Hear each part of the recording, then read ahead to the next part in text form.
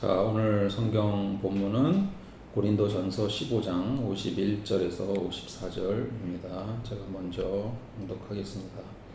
보십시오. 내가 여러분에게 비밀을 하나 알려드리겠습니다. 우리가 다 잠들 것이 아니라 다 변화할 터인데 마지막 나팔이 울릴 때 누가 나팔 사이에 우리를 이렇게 될 것입니다. 나팔 소리가 나면 죽은 사람은 서서 없어지지 않으므로 살아나고 우리는 변화할 것입니다. 썩을 몸이 썩지 않을 것을 입어야 하고 죽을 몸이 죽지 않을 것을 입어야 합니다. 썩을 이 몸이 썩지 않을 것을 입고 죽을 이 몸이 죽지 않을 것을 입을 그때에 이렇게 기록한 성경 말씀이 이루어질 것입니다. 죽음을 삼키고서 승리를 얻었다. 오늘 설교의 제목은 부활의 의미가 되겠습니다.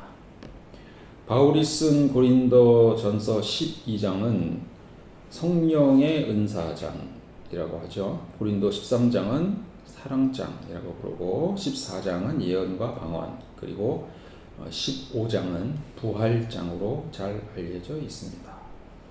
우리에게 부활이 왜 중요한지 자세히 설명하는 장입니다. 아마도 많은 사람들이 부활에 대해 의문을 갖고 있었기 때문에 그 생각을 정리해서 쓴 편지가 아닐까 합니다. 그래서 오늘은 고린도전서 15장에 대한 전체적인 흐름을 이해하는 강해 설교를 하려고 합니다. 바울은 왜 부활을 강조했는지 그 맥락에서 살펴보도록 하겠습니다. 그리고 오늘의 우리는 그 부활을 어떻게 받아들여야 하는지 생각해보는 시간이 되었으면 합니다. 바울은 고린도 전서 15장 앞부분에서 그리스도의 부활을 힘주어 증거합니다.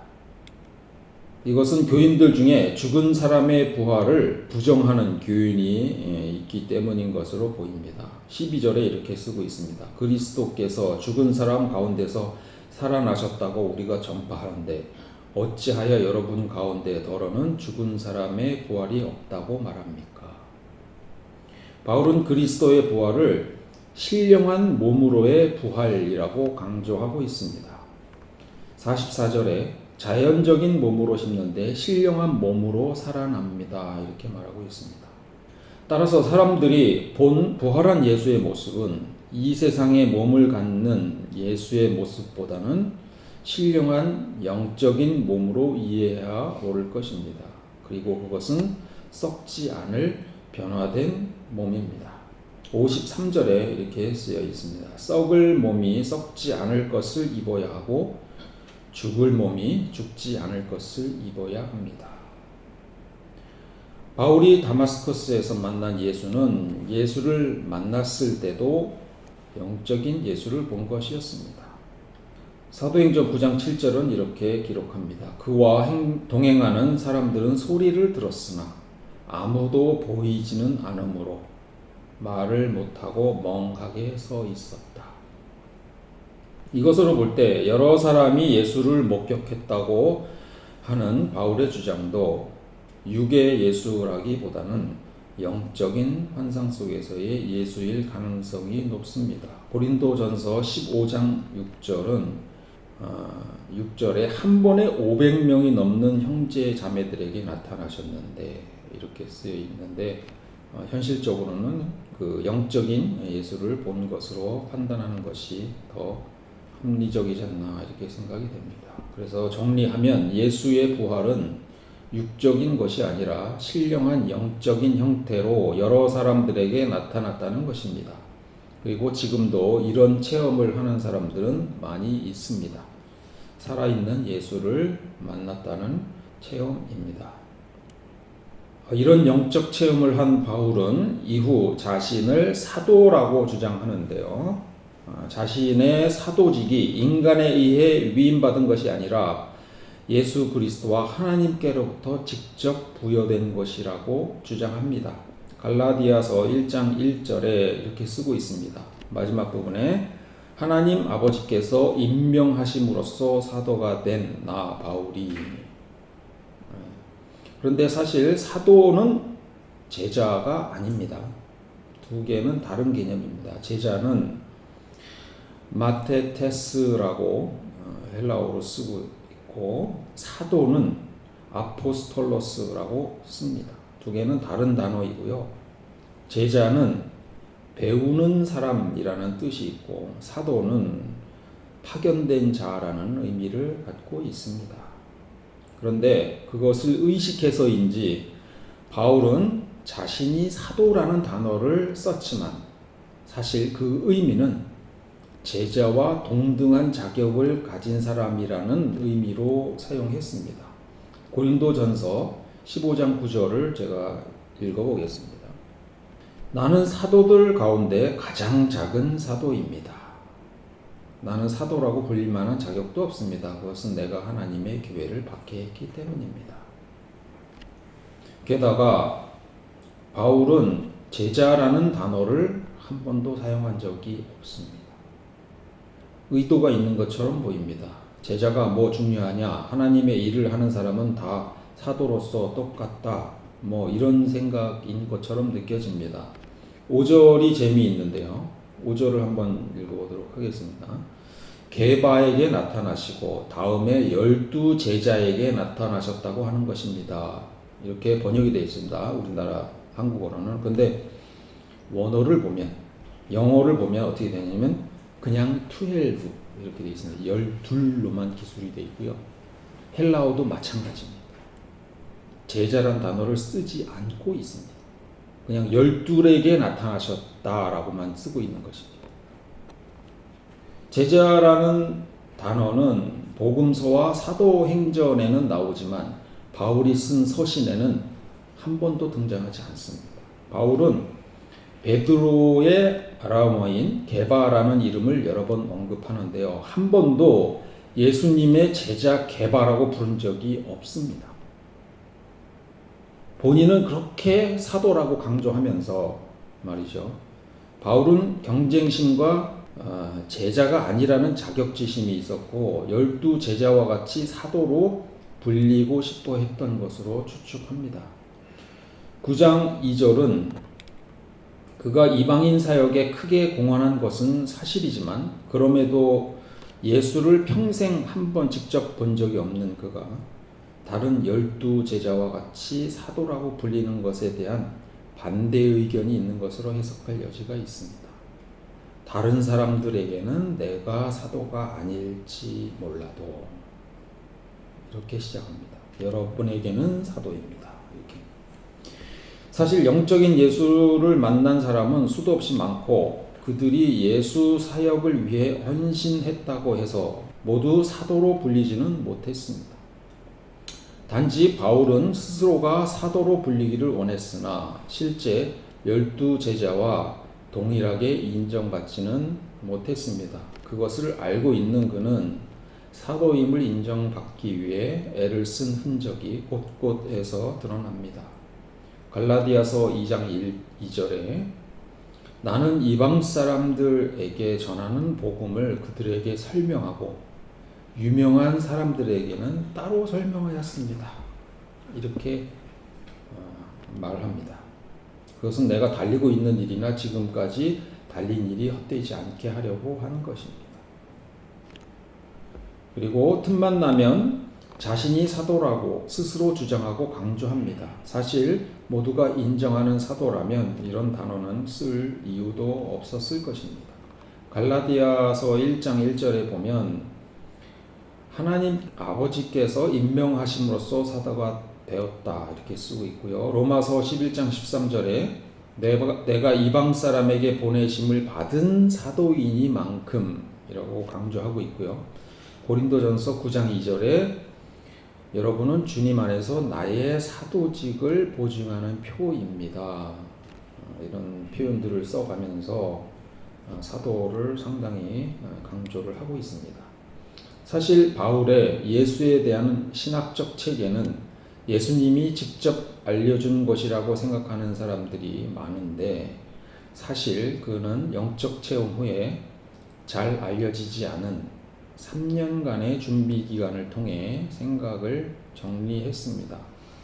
그 후로 베드로를 만나 그와 대화한 후 나름대로의 신학적 체계를 확신했을 것으로 보입니다. 갈라디아서 1장 17절에서 20절에 보면 18절입니다.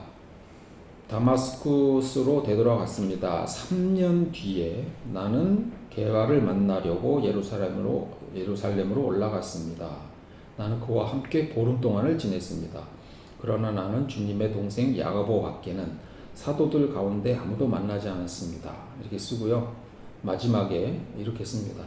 내가 여러분에게 쓰는 이 말은 하나님 앞에서 맹세코 거짓말이 아닙니다.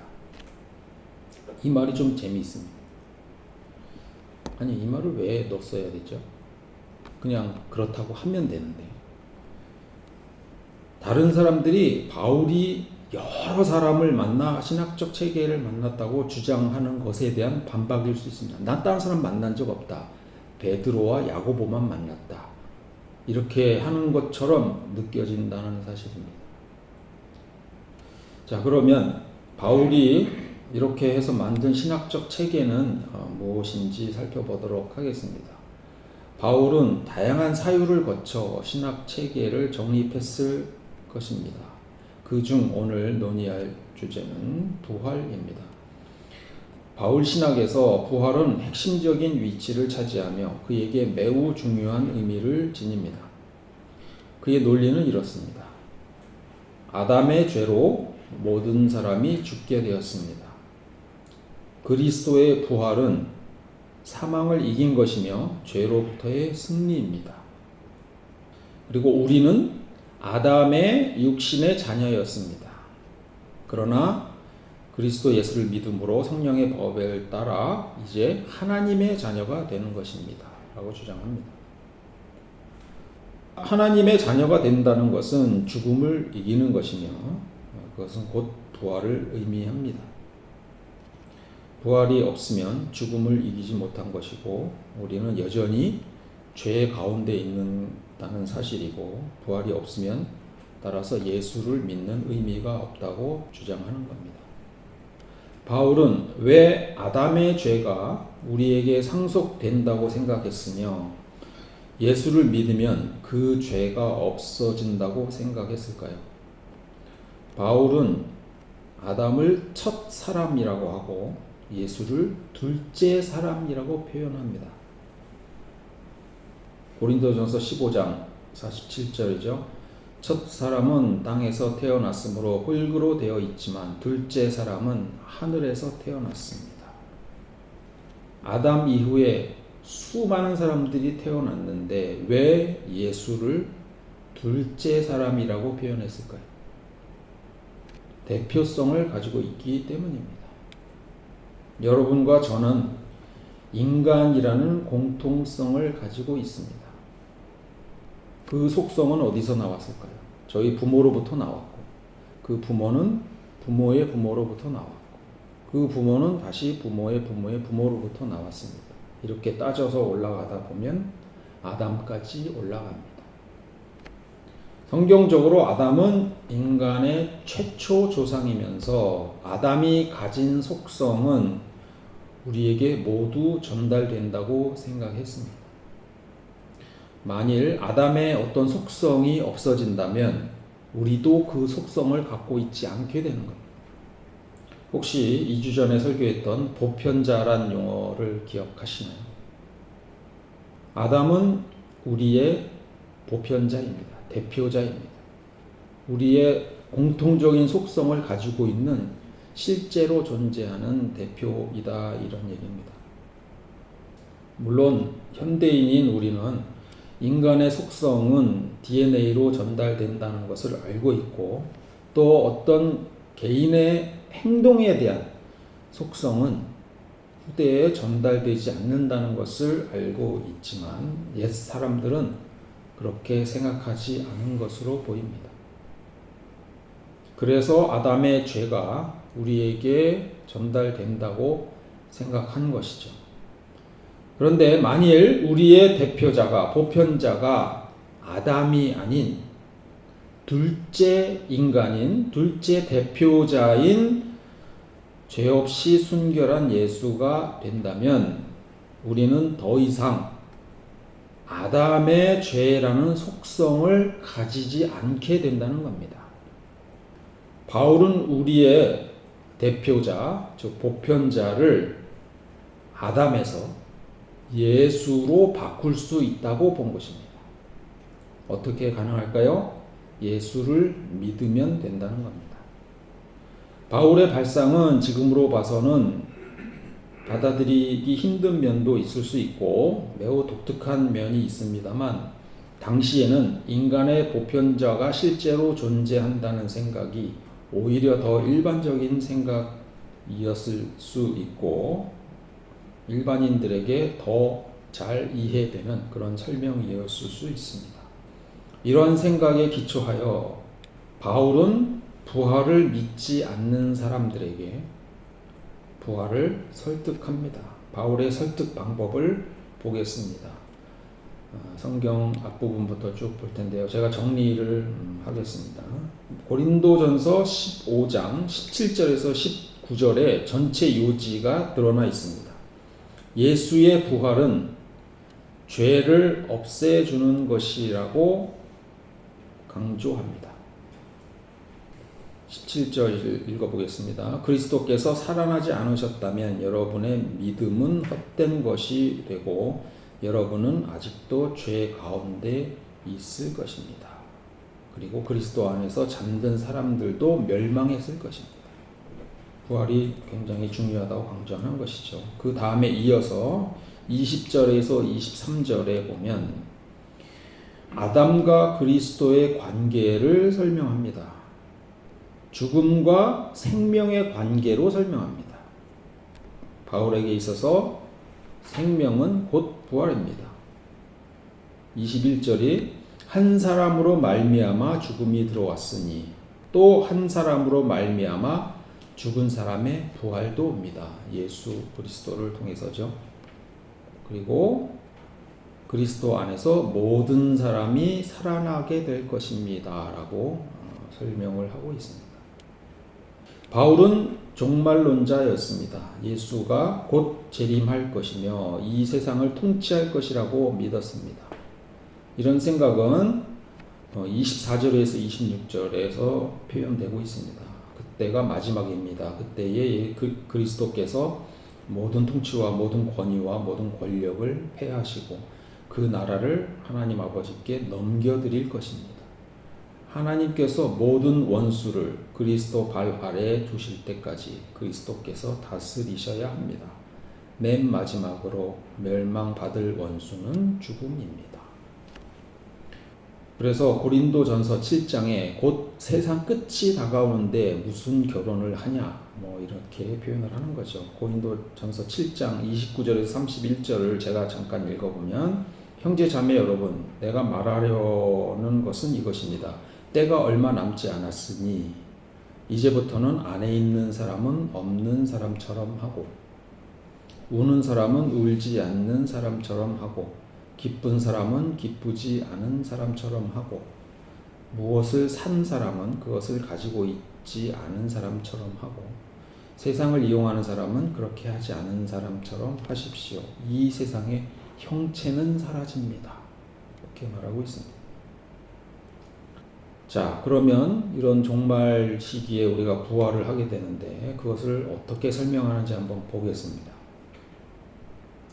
어떤 사람들이 의심스럽게 물어봅니다. 도대체 죽은 사람이 어떻게 살아나냐?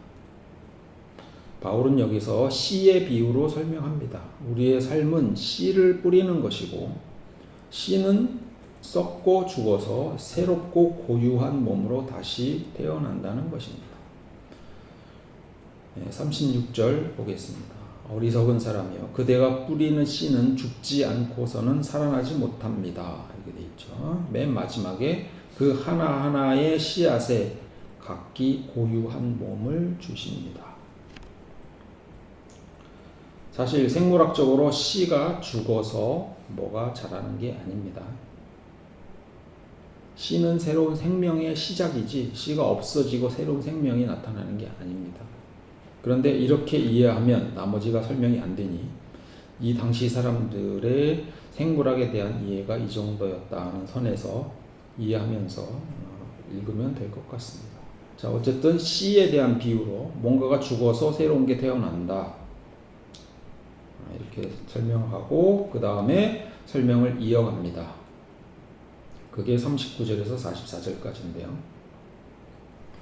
자, 썩을 것으로 심었지만 썩지 않을 것으로 살아난다. 이렇게 얘기하고 그 썩을 것은 땅에 속한 몸이고 썩지 않을 것은 하늘에 속한 몸이다. 이렇게 설명하고 또 땅에 속한 것은 썩을 것은 비천한 몸이고 하늘에 속한 것은 영광스러운 것, 약한 것에서 강한 것, 자연스러운 몸에서 신령한 몸으로 태어난다고 얘기를 하는 겁니다.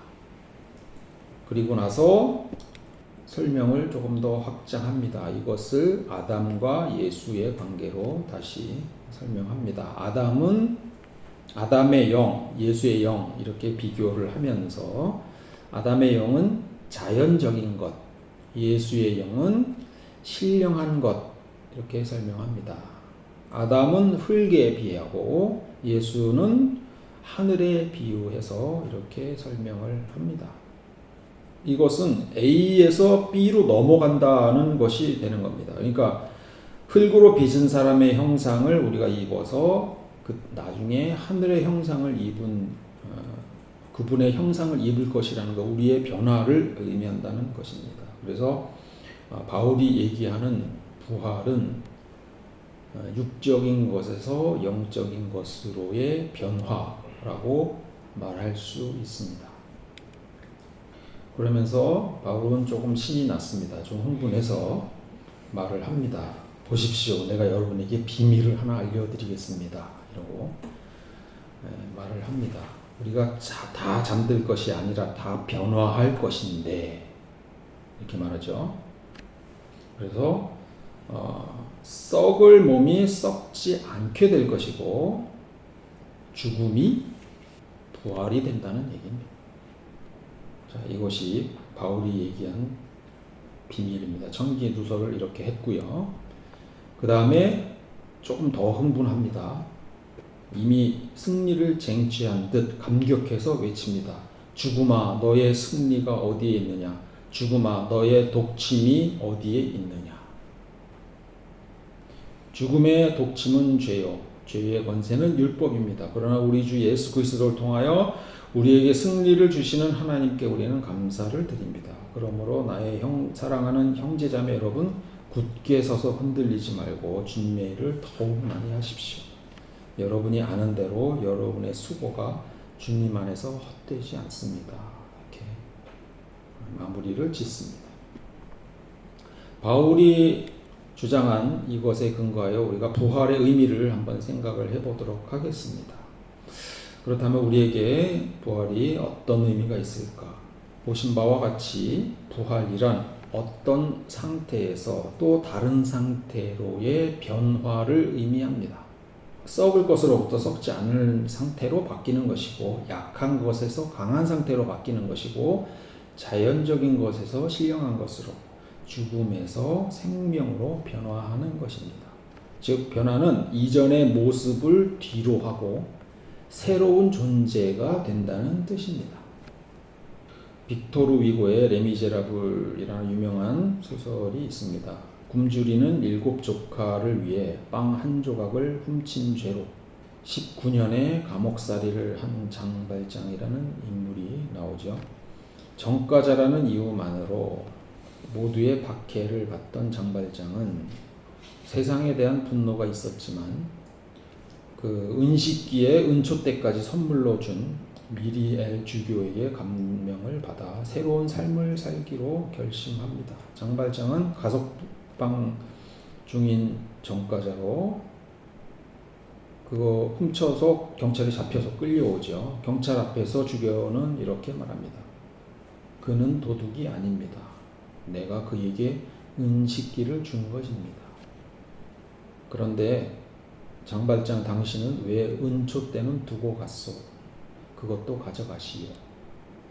그 말과 함께 주교는 은초 때 2개를 장발장에게 건넵니다. 장발장은 이 사건을 통해 마음의 벽이 무너지며 인생이 완전히 뒤바뀝니다.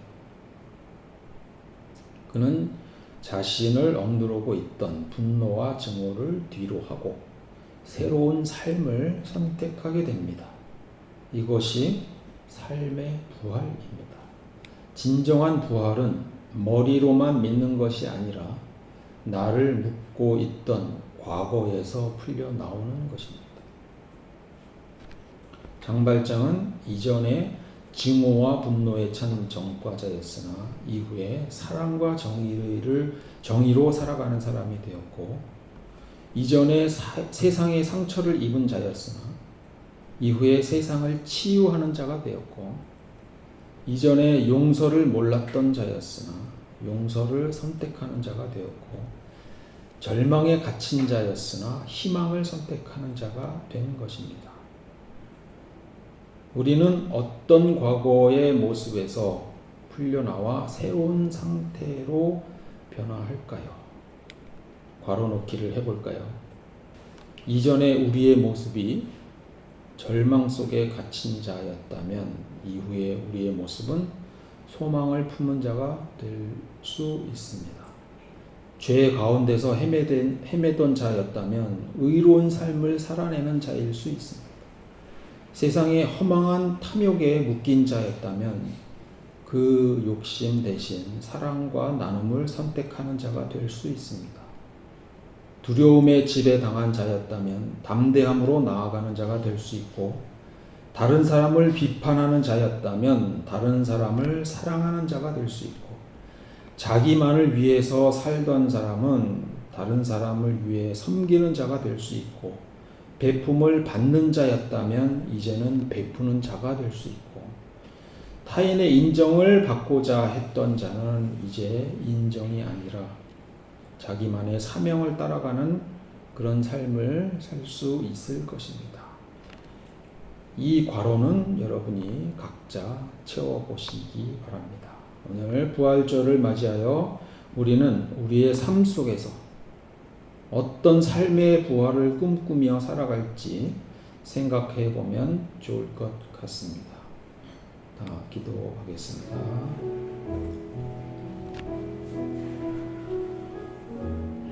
하나님 아버지, 오늘 죽음을 이기시고 부활하신 예수 그리스도의 놀라운 승리를 기념하여 예배 드릴 수 있도록 하심에 감사드립니다. 주님의 부활은 저희에게 영원한 생명의 소망을 보여주셨습니다. 부활의 놀라운 의미를 깨닫게 해주시니 감사합니다.